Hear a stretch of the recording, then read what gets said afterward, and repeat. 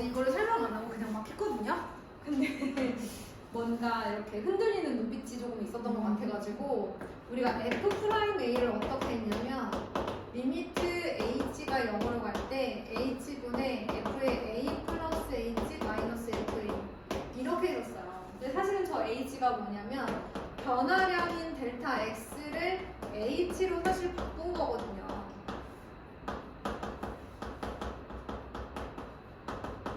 이렇게 쓰면 F'A 즉 X가 A일 때의 그 순간의 접선의 기울기 또는 평균 변화율을 극한값 이렇게 얘기했었단 말이에요. 원래는 두 점을 잇는 평균 변화율인데 얘가 이쪽으로 다가가게 되면 이제 얘가 이렇게 되는 그게 이제 접선의 기울기자 미분계수의 정의였단 말이에요. 그런데 여기서 이 A를 임의의 실수 X로 바꿔준 게 뭐예요? 이게 도형수예요. 이게 델타 X, 델타 Y라고 해요. 델타 X가 0으로 갈 때 델타 X분의 델타 Y인데 즉 Y 값의 증가량은 이렇게 써줬던 거라고. 그러니까 이게 얘랑 똑같은 거예요. 사실은 얘랑 똑같은 거예요.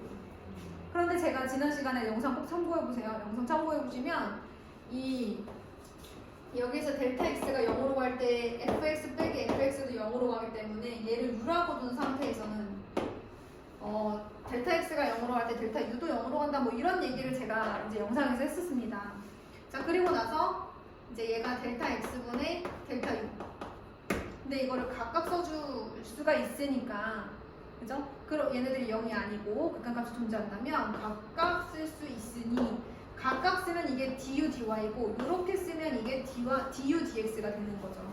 그래서 사실은 우리가 합성함수의 미분법을 이렇게 했던 건 극한값의 계산 때문인 거지. du du를 이렇게 약분한다는 그런 의미는 사실은 아니기는 해요. 근데 우리가 이제 이렇게 쓸 수 있다라는 걸 일단은 알아두자는 거죠. 저렇게 쓸 수 있다는 걸 알기만 해도 할 수 있는 게 굉장히 많아진다는 거예요. 이게 합성함수의 미분법이었습니다. 그래서 전체를 그냥 얘를 하나의 문자, 원래는 여기에 gx가 들어가야 되는데 그 gx를 u라는 어떤 또 다른 그냥 하나의 문자라고 생각하고 그냥 미분을 하라는 거지. x처럼 그냥 미분을 해. 그런 다음 다시 u를 또 x에 대해서 미분을 하라는 거잖아. 겉에 미분하고 그 다음에 u를 gx라고 한다 했으니 얘를 다시 한번 정말 제대로 미분을 해서 한 번 더 써줘라. 겉에 미분하고 속에 들어간 거 한 번 더 미분해라. 이렇게 하기로 했었다는 거죠.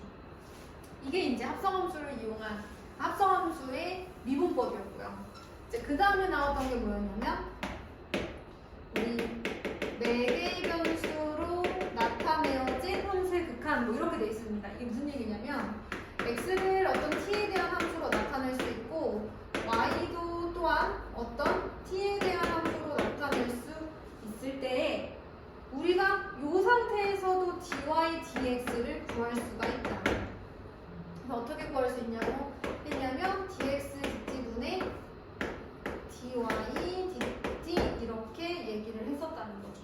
이것도 결국에는 이제 리미트의 성질 때문에 이렇게 쓸 수 있는 건데 그래서 우리가 이제 f''t분의 g''t 그래서 t를 이용해서 우리가 dy dx를 나타낼 수가 있더라. 근데 이제 t가 이제 x랑 y를 연결해주는 4개의 변수가 되는 거죠. 그래서 dy dx를 쓸 수 있게 해준다.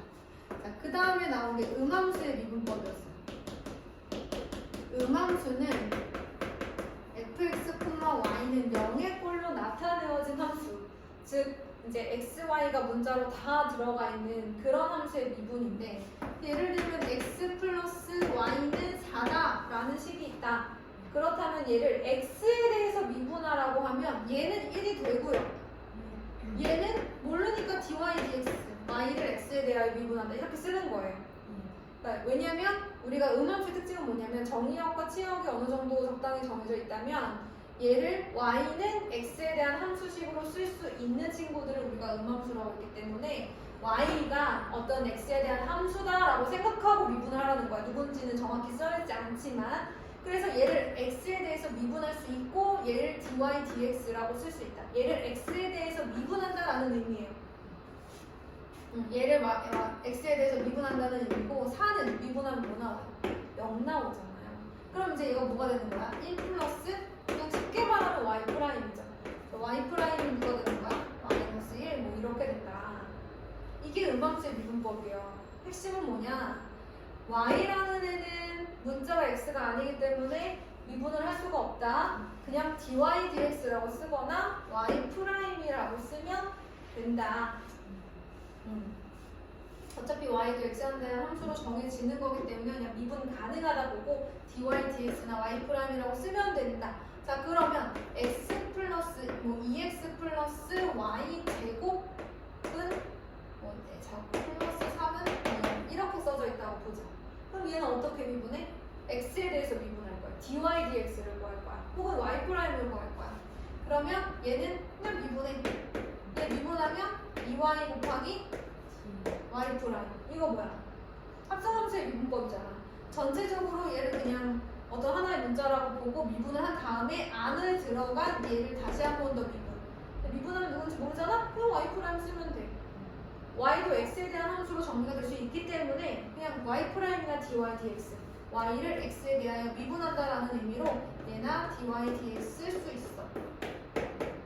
그다음에 0은 0 이렇게 되는 거네요. 그러면 이 y 프라임 혹은 dy dx는 마이너스 2가 되고요. y 프라임 혹은 dy dx라고 써도 된다고 했어요. 얘는 2y분의 마이너스 2가 되면서 마이너스 y분의 1이 될 수 있다. 요렇게 되는 거 기억해 주시면 돼요. 자, 그 다음에 마지막으로 뭐 배웠죠? 역함수의 미분법. 저희가 어제 많은 걸 했네요. 역함수의 미분법은 자, y는 f 인버스 x라고 하는 역함수가 존재할 때 이 역함수의 미분을 어떻게 할 것이냐인데 이거를 우리가 어떻게 하게 됐냐면 이렇게 바꿔서 x는 fy를 이용해가지고 증명을 했었어요. 그래서 우리가 이제 얘를 미분하는 걸 dy dx라고 한다면 얘를 이용해서 얘를 y에 대해서 미분하라고 그래요, 선생님이. 그치? 자, 다시 한번 x는 fy 꼴로 정리한 다음에 얘를 이 상태에서 y에 대해서 미분하라고 그랬어. 그럼 얘를 y에 대해서 미분한다를 dx dy라고 쓰잖아? 그거 분의 1 하면 dy dx가 되는 거예요.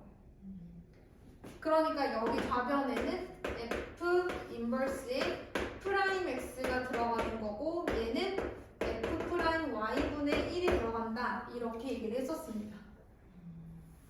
그리고 실제로는 일반적으로 함수식을 구할 때는 얘를 많이 쓰고 역함수의 함수값을 대입한 즉 역함수를 미분한 다음 미분 계수를 구하라고 하는 그런 함수값을 구하는 문제에서 미분계수 역함수의 미분계수 구하는 문제에서는 요거를 조금 더 많이 쓴다 이런 얘기를 했었습니다. 근데 여기서 y는 누구냐면 아까 우리가 f 인버스 x를 y라고 한다고 그랬죠? 그러면 이제 fy는 x를 만족시키는 그 y 값을 찾아서 여기다 넣어 주어야 한다라고 얘기를 했습니다. 그러면 여러분 보세요. x는 fy 꼴로 나타내어진 함수가 있을 때 다시 한번 잘 보세요. 얘는 역함수가 존재할 때 역함수의 미분법을 하기 위해서 미분을 하기 위해서 우리가 x는 fy 꼴로 정리해서 미분을 주로 했었어요. 얘를 이용해서. 그런데 어떤 함수가 아예 처음부터 이렇게 되어 있어. 아예 처음부터 x는 fy 꼴로 정리가 되어 있어요. 그럼 근데 우리가 필요한 건 dy dx래. 즉 y를 x에 대하여 정리한 걸 알려달래. 그럼 처음부터 이렇게 정리가 되어 있는데 이걸 다시 y는 어쩌고저쩌고로 바꿔서 그걸 또 미분하는 건 어려우니 이렇게 정리되어 있는 함수의 dy dx는 이렇게 역함수의 미분을 이용해서 그냥 구해도 된다. 왜냐면 얘를 다시 y 눈으로 정리한다는 것 자체가 걔의 역함수를 구한다는 거잖아요. i 시작 자체가 이렇게 돼 있으면 얘가 얘의 역함수잖아, 그치? 이해됐어요? 그래서 이렇게 주어진 x는 fy 꼴로 주어진 함수를 dy dx를 구하고 싶다. 그러면 결국에는 얘를 다시 y눈으로 정리한 이 친구의 역함수를 구하고 싶은 거니 얘를 이용하면 되겠다. 그래서 역함수의 미분법도 이걸 이용하지만 x는 fy 꼴로 정리된 함수도 아예 이걸 이용해서 dy dx를 구할 수가 있어요. 그래서 이런 문제들이 이제 밑에 확인 체크에 쭉 나와 있는 겁니다, 여러분. 그래서 오늘은 질문이 없다 하셔서 이계도 함수로 들어가겠습니다.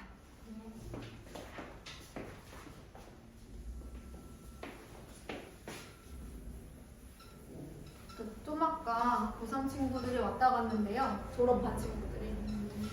근데 이제 사실 그 수능 최저나 정시까지 고민을 하다가 이제 막판에 이제 수시만 한 친구들이 조금 있었어요. 마지막까지 수능 최저를 위해서 공부한 친구도 있었고, 근데 이제 수능 최저를 준비한 친구는 어쨌든 한 두세 과목 준비했을 거 아니야. 그러니까 정시를 봤지.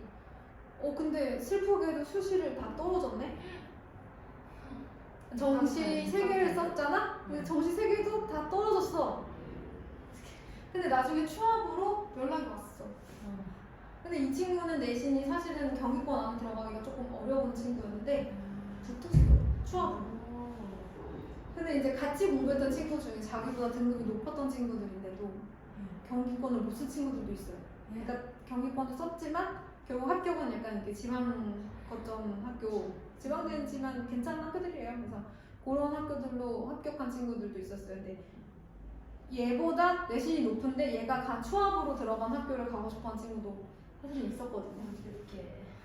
사실 이거 용인대를 갔는데 용인대 자율전공으로 들어갔어. 근데 그게 나중에 2학년 때 경영학과로 선택을 하면 경영학과 등급컷이 2점 초반대인가 그렇더라. 용인대 경영학과가. 근데 얘는 내신이 그 정도 안 됐거든. 근데 사실 그러면 내신 컷으로 보면 정시로 굉장히 높은 학교를 간 상황이 된 거야. 그래서 이제 주변 친구들이 엄청 부러워하더라고. 아 좋겠다. 나도 가고 싶었는데 가까운데 막 이렇게 경기도 안에 이렇게 가고 싶었는데 너무 아쉽다고 하더라고요. 그래서